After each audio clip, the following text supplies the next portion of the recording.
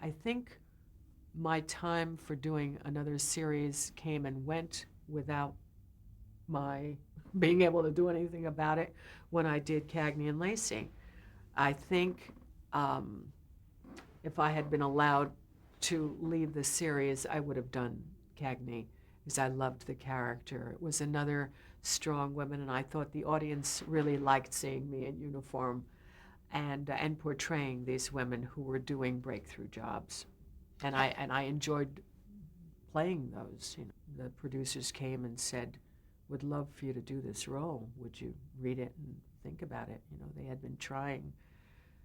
The first they tried to do it as a feature, and I just couldn't get it done. I think they could now, or something of that ilk could be done now.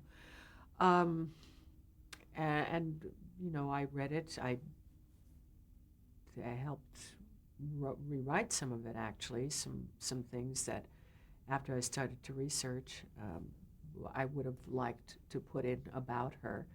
In fact, Dick O'Neill, who got to play Cagney's father in the series, called me one day and he said, "I just found out I have you to thank for my role." And I said, "How's that?" He said, "They told me that you wrote the background, the story about her, and you talk about your father and your brothers." And I said, "It's true. It's a true story." And he said, "Well, I love doing it, and we were, she just wasn't as explained enough for the audience for me." And I said, "I want to talk about her background and how she came to be attracted to being a policewoman." Only in that I really kind of went to bat for Ty, and I wanted her to, I thought she'd be a good sidekick for Cagney, and she was a friend, and so I really kind of asked for her. I held out for her. They wanted some other people who were wonderful. You know, I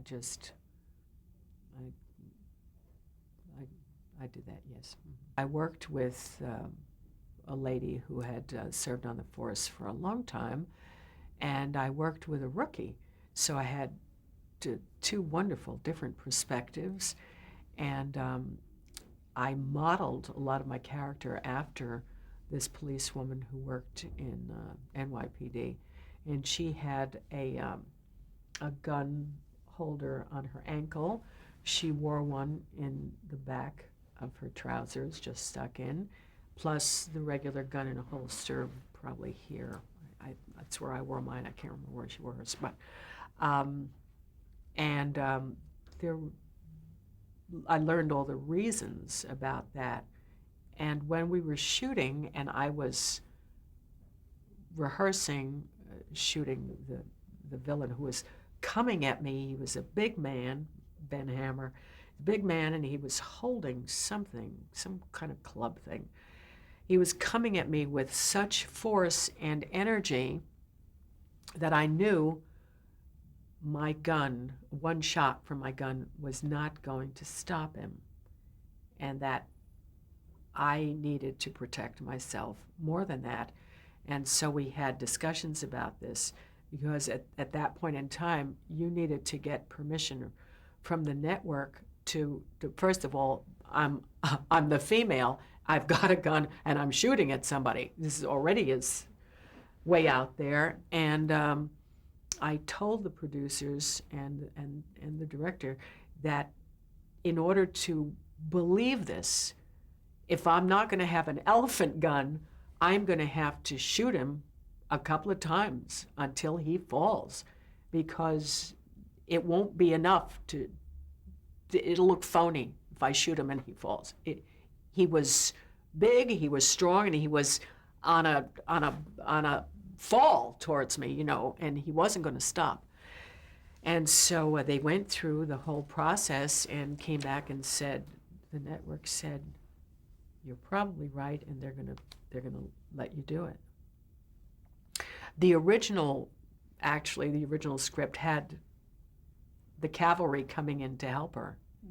And I said, you know, okay, but you know, I've done all the work so far. I get my opportunity to apprehend this man, and I'm right here, and I don't see why I should be rescued. I am not a damsel in distress. I have 3 guns, you know, whatever. But you know, they saw my point, and they worked it out. Violence, and here was the female character. Sure, I mean, I see their point, but if you're going to do it to begin with, if you've said, yes, we're going to do this character, you must let the actor do the character so that it's believable.